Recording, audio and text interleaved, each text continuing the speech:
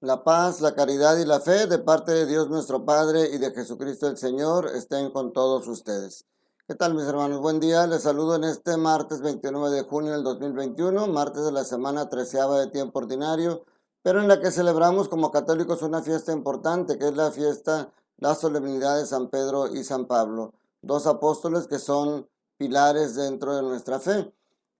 A pesar de que Pablo no forma parte, de hecho, del colegio de los 12 apóstoles, sino que Pablo fue elegido después, se celebra junto con Pedro. Fíjense la importancia, Pedro, que es nuestro primer papa. Hoy las lecturas son diferentes a las que hemos estado meditando durante la semana. Se hace una pausa por esta fiesta y las lecturas tienen que ver con esta fiesta que celebramos. La primera lectura estaríamos meditando Hechos de los Apóstoles, capítulo 12, versículos del 1 al 11. En la segunda lectura vemos la segunda carta a Timoteo, capítulo 4, versículos del 6 al 8 y del 17 al 18. Y el Evangelio será de Mateo, capítulo 16, versículo del 13 al 19. En la primera lectura, aquí el personaje principal es Pedro, como les digo, de acuerdo con nuestra fiesta. Nos habla de un momento en el cual la comunidad cristiana estaba pasando por una crisis, por una persecución, en la cual Herodes, que en este caso ya no es Herodes el Grande que mandó la matanza de los niños, aquí es el nieto, Herodes Agripa. En la persecución toma a presos a Santiago y a Pedro, o más bien a Santiago, lo lleva ya al martirio y a la muerte. Es el primer Santiago, el primer apóstol que muere por Cristo. Y a Pedro lo mete a la cárcel y le pone cuatro turnos de guardia y 4 soldados en cada turno. Y además centinelas en la puerta y candado, obviamente, en la puerta principal. Y algo importante que dice aquí y que tiene que ver con lo que decíamos ayer de la intercesión, dice que la comunidad no cesaba de orar a Dios por Pedro mientras él estaba preso. O sea, este es un punto importante. Mientras Pedro estaba preso, la comunidad se reúne y ora por él a Dios. Y Dios escucha la oración. Entonces un ángel se le hace presente a Pedro en la cárcel y lo libera. Nos va contando aquí paso a paso cómo le va diciendo que se ponga las sandalias, que vaya, y van pasando cada uno de los turnos de guardia y al llegar a la puerta pasan a los centinelas y el candado se abre y Pedro sale libre. Nos dice aquí que durante ese inter Pedro cree estar soñando, ¿no? Le parece muy curiosa la situación que está pasando y duda que sea verdad. Pero ya al estar en la calle, al estar libre, se da cuenta y dice, ahora sé que Dios es el que me ha liberado de este estar preso. Entonces Pedro se da cuenta y se va a reunir con los apóstoles, con los demás discípulos. En la segunda lectura, ahora es Pablo el que está preso. Ahora es Pablo el que ve cerca la hora de su muerte. Dice, ha llegado para mí la hora del sacrificio y se acerca el momento de mi partida. O sea, primero era Pedro, ahora era Pablo. Pablo, estando preso, hace una retrospectiva y dice unas cosas muy hermosas que yo me acuerdo que estas la pusieron con la imagen de Juan Pablo II cuando él murió o cuando él estaba por morir. Dice aquí Pablo, dice, he luchado bien en el combate, he corrido hasta la meta, he perseverado en la fe. Ahora solo espero la corona merecida con la que el Señor justo juez me premiará ese día. Fíjense cómo a pesar de que se siente el abandonado, porque dice, cuando todos me abandonaron, el Señor estuvo a mi lado y me dio fuerzas para que por mi medio pudiera seguir adelante con la misión encomendada. O sea, está preso, está viendo la muerte cercana, se siente abandonado, pero no se siente abandonado por Jesús. Se siente fortalecido, no pierde la confianza. Dice el Señor estuvo conmigo, me liberó de las fauces del león y dice, y el Señor me seguirá liberando de todos los peligros.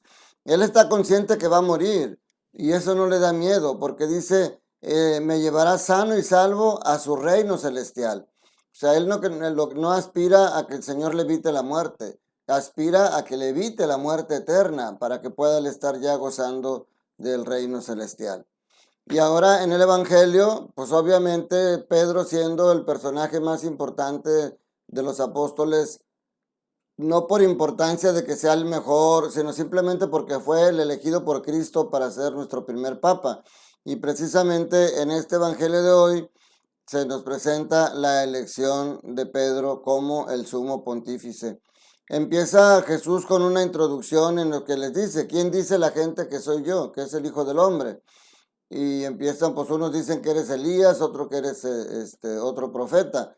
Pero ante la pregunta directa: ¿y ustedes quién dicen que soy yo?, Pedro sale a nombre de todos con ese ímpetu que tiene y dice: tú eres el Mesías, el Hijo de Dios vivo. Hace esa profesión hermosa de fe.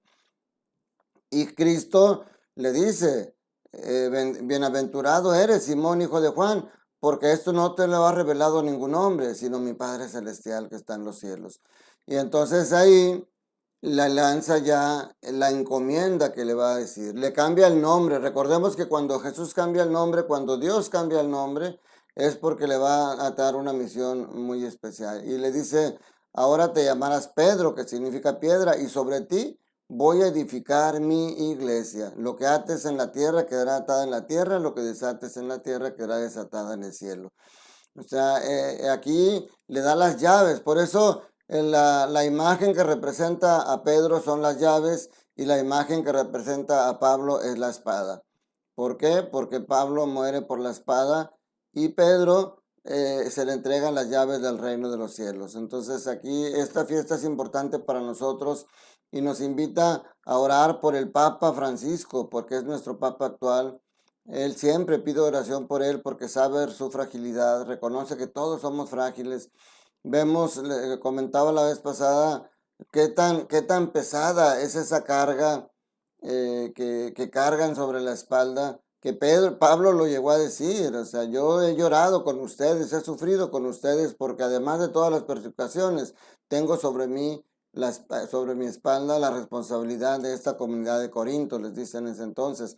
Pues imagínense, Pedro cargó toda la comunidad cristiana en su momento, y hoy el Papa Francisco carga con toda la responsabilidad de la Iglesia Católica sobre su espalda.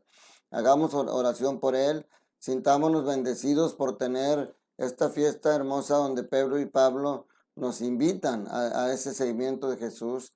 Ellos, de acuerdo a lo que ayer decíamos de la vocación, la siguieron al pie de la letra, fueron tenaces, fueron firmes hasta llegar al sacrificio de la muerte. Y aquí importante lo que Pablo decía en esta segunda lectura, que decía: me premiará aquel día. He perseverado en la fe, solo espero la corona merecida con la que el Señor justo juez me premiará aquel día. Y dice: y no solamente a mí, sino a todos aquellos que esperan con amor su glorioso advenimiento. Todos aquellos que esperamos la llegada definitiva de Jesús y que caminamos de la mano de Él, obedeciendo los mandatos del amor, entonces recibiremos, igual que Pablo, esa corona merecida por nuestras acciones. Que la bendición de Dios Todopoderoso, Padre, Hijo y Espíritu Santo, descienda sobre ustedes y sus familias y permanezca para siempre. Soy el diácono Antonio Cervantes Silva, de la Parroquia Jesús Divino Maestro en Monterrey, Nuevo León, México, y les deseo todo bien en el Señor. Cuídense mucho, que estés bien.